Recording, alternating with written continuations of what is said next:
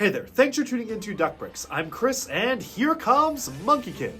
So for the second half of 2022, LEGO released 3 brand new LEGO Monkey Kid sets to commemorate the finale of Season 3, which is really the finale to the massive storyline that Monkey Kid has been building up to over the past 3 seasons.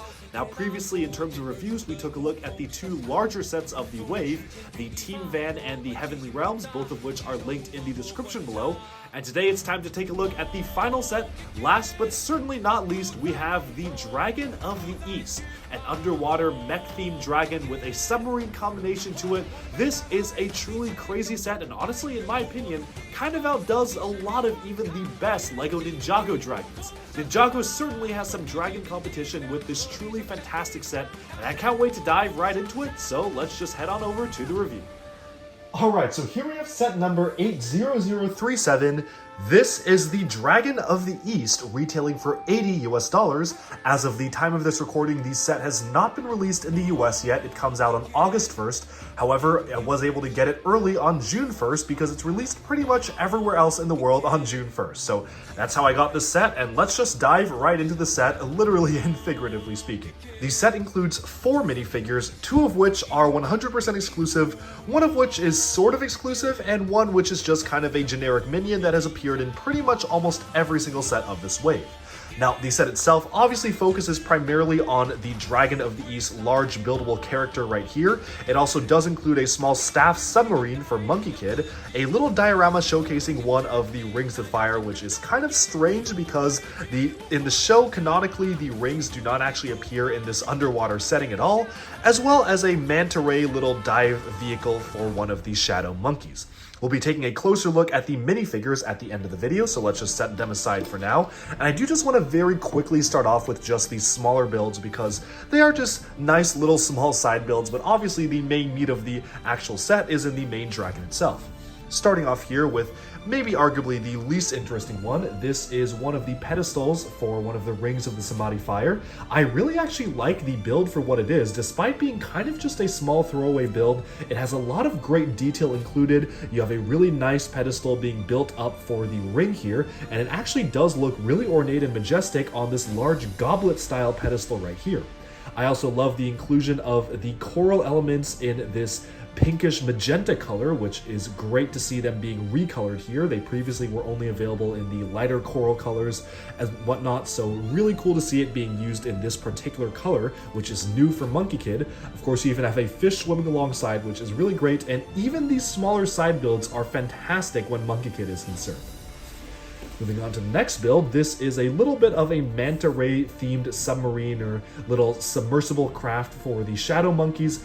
Obviously non-canon because nothing like this ever appeared in the show itself, but it is cool to see them actually be utilizing different pieces to form the quote-unquote mouth of the manta ray. A bit of a strange mashup of animals here with a monkey riding a manta ray, but I guess it works as a villainous vehicle. This is probably one of my least interesting parts of the entire set in general because there's just not too much going on. I understand that you do need conflict in a box, but this is just kind of a lame side throwaway vehicle. I've definitely seen much more interesting side vehicles for the monkeys before. Next up, we have the submarine for Monkey Kid, another vehicle that never appeared in the show itself, but this is actually pretty well done. Obviously, like many of MK's vehicles, this is shaped around the massive staff, so you've got Monkey King's staff right here, with a propeller sticking out the back. I kind of wish that this was compatible with the Monkey King Staff of Creation set, which was introduced earlier this year, that had kind of swappable vehicle parts for coming up with jets and mechs and cars, all centered around the staff element.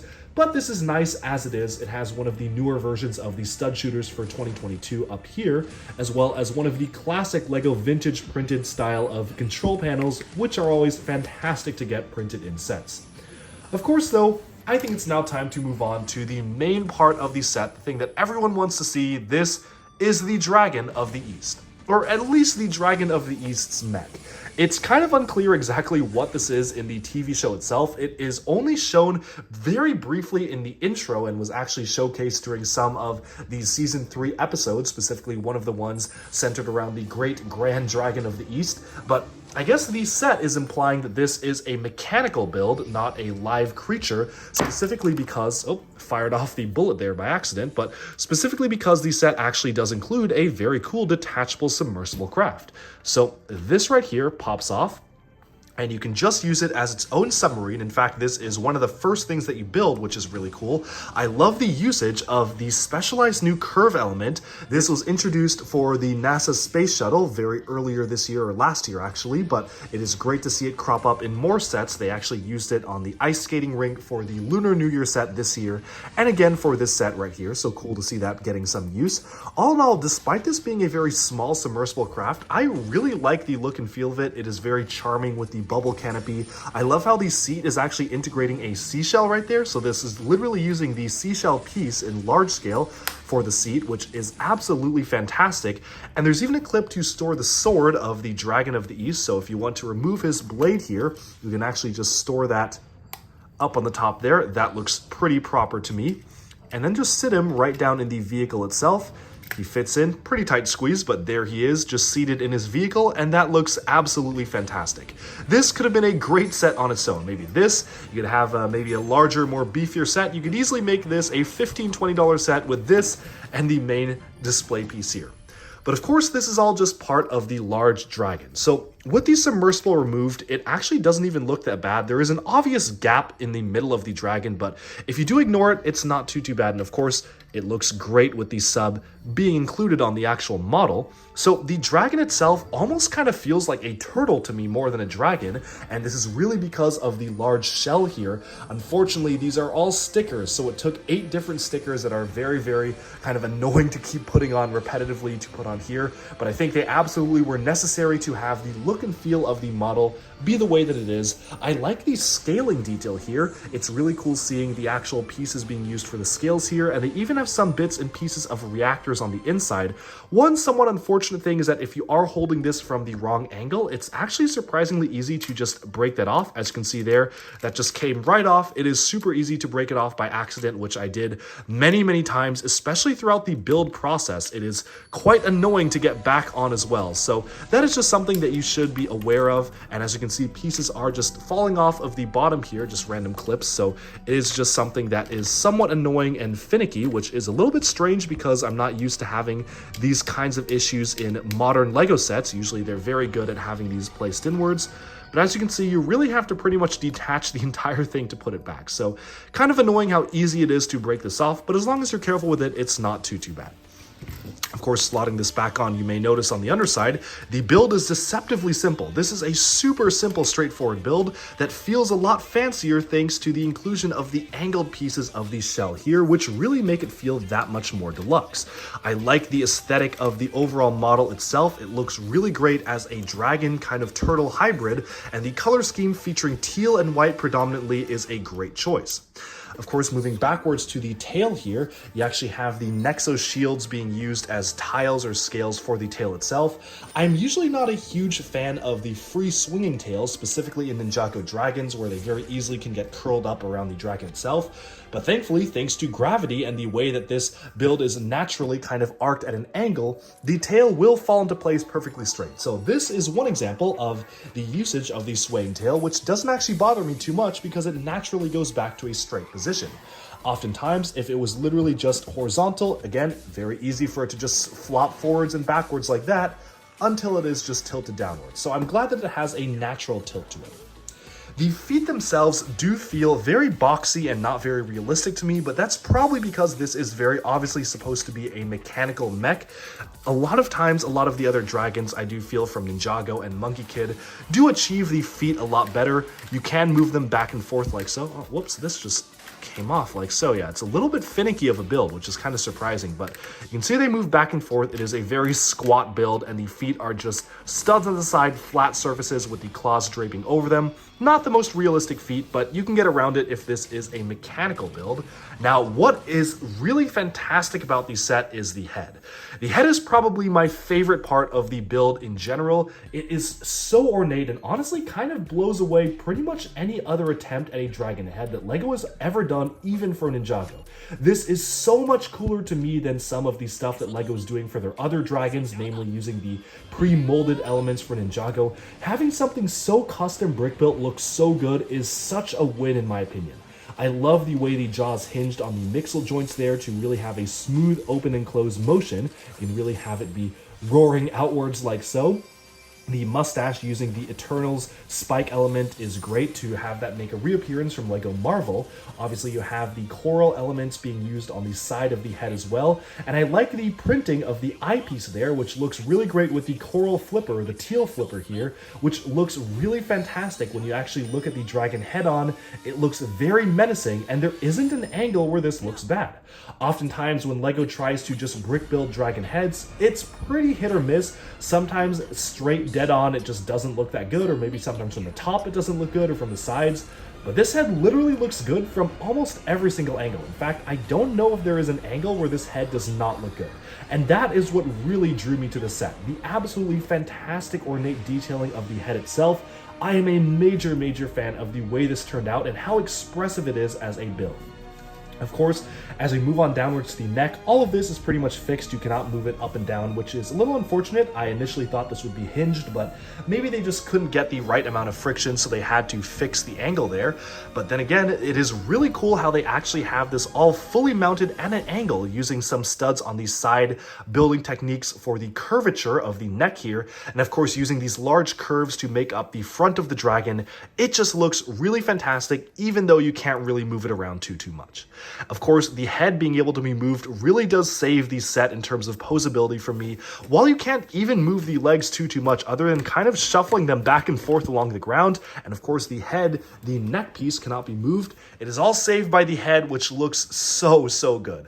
I love the way the head looks, and I hope that LEGO will do more stuff like this, not just for Monkey Kid, but for all of their dragons in general. Could really benefit from stuff like this. Ninjago, it's now up to you to give me something like this for one of your official builds. But with that, we have basically summed up our look at the set. Obviously, the main focus is just on the dragon itself, and it's fairly straightforward. It just has the detachable pod, which is a cool element to get, but for the most part, it almost kind of feels like a static model, especially because of so many joints being fixed in the neck, as well as the shell here, and the legs having limited articulation, so make of that what you will. Now the question is this worth $80 US? And to be completely honest, for me the answer is a resounding no. This is one of those Monkey Kid sets that feels very overpriced to me, even more than usual. I really do feel like they could have very easily sold the dragon itself by itself for $60. Sure, you do have to include some other stuff, but they really didn't need to make the Monkey Kid sub this big. I happily would have just removed these and made the set $10 cheaper. Even at $70 for all this, I would have been totally happy.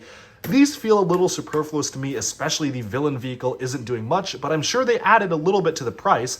Now, I do understand that LEGO designers are typically given a prompt for a price, so the price for the set was probably already decided at $80, which is why they had to fill it up with these side vehicles, but I definitely would have been much happier if you just removed this, heck, even remove this, because as good as it is, it doesn't make any story sense.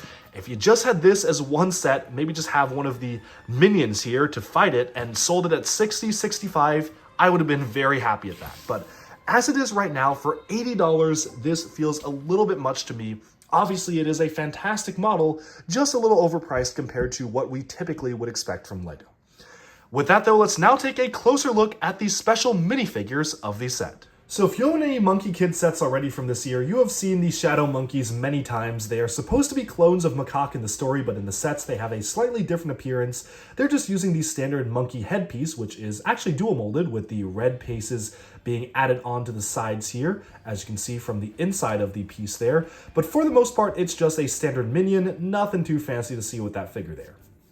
Much fancier are the diving outfits for MK and Mr. Tang, as well as, of course, the star figure of the set, the Dragon of the East himself in human form. So starting off here, MK is just using his standard outfit from the 2022 season of Monkey Kid. He does have a new face with goggles. You can see what that looks like without the rebreather on there. On the back, it's smudged up. This is the same exact face that we saw on the MK team van. And other than the flippers, this is an identical figure to pretty much all of the other figures we have gotten for Monkey Kid this year. We actually also got a Scuba MK figure in a free gift with purchase set earlier this January. However, he had a different headpiece, so it was slightly different than this. The diving outfit for Tang here, surprisingly, is completely different and special.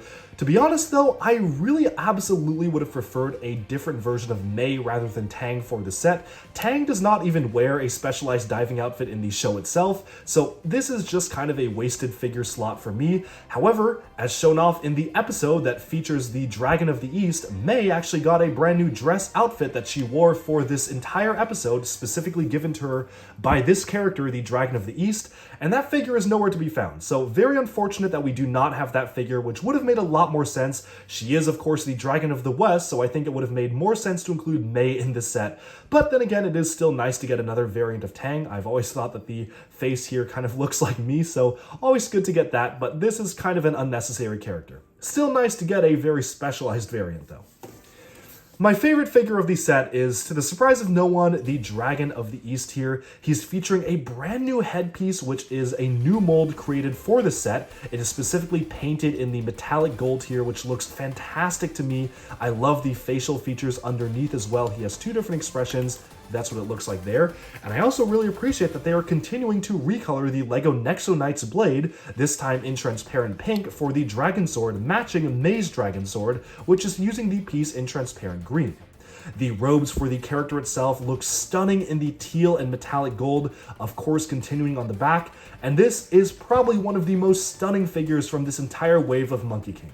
It's always really fantastic to see some of the original deities and powerful beings from the MK lore show up in minifig form, and this is no exception. Alright, and with that, we have summed up my thoughts on the LEGO Monkey Kid Dragon of the East set. This comes out on August 1st in the US and Canada and has already been released as of June 1st pretty much everywhere else around the world. Now, this was one of my favorite LEGO Dragon themed sets. Sure, it is a little bit blocky in terms of being a mech-like dragon, but it absolutely makes up for it by having such a unique design aesthetic, especially that head building is really, really fantastic, and I am so glad to have been able to add this to my collection.